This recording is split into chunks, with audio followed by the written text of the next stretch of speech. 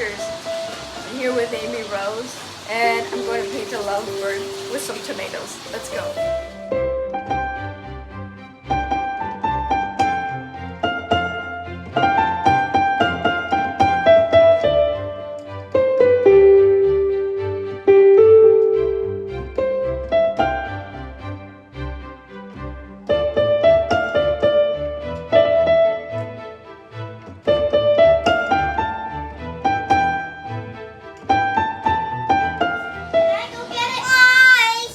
Go get it.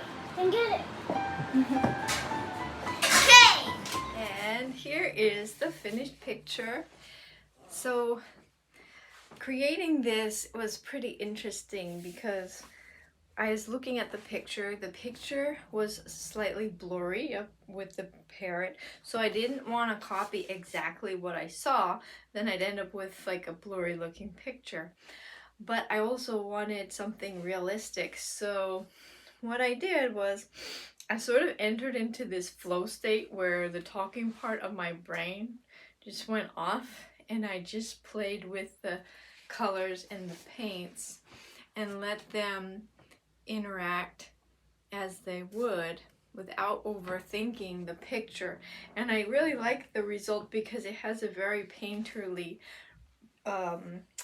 look to it, just very painterly, not hiding the medium at all, honesty of materials. That's something my dad taught me. He's an architect, and so this is very honest in the watercolor aspect of it.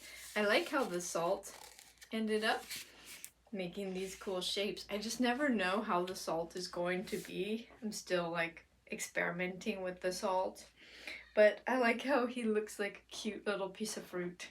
So I'm really happy with this one. It's very, very different working with watercolors than with acrylics. I really have a lot of control because I really know what acrylics do, and I just layer them and I know how they're going to be. But with watercolors, it's like an adventure every time. So I hope you enjoyed watching me paint that, and I'll probably be doing more like this in the future. I usually use watercolors when it's less of a straightforward composition, like these are just really straightforward portraits of the parrots, whereas this one has a lot of interest in the background and the story of it. So a lot of times I'll use watercolors for those types of pictures. Actually just got an inquiry from the owner of this bird who wants to buy this painting. So that's the story behind this one.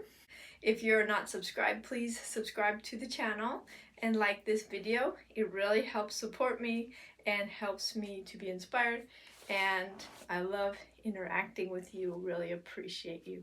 Stay creative, my friend.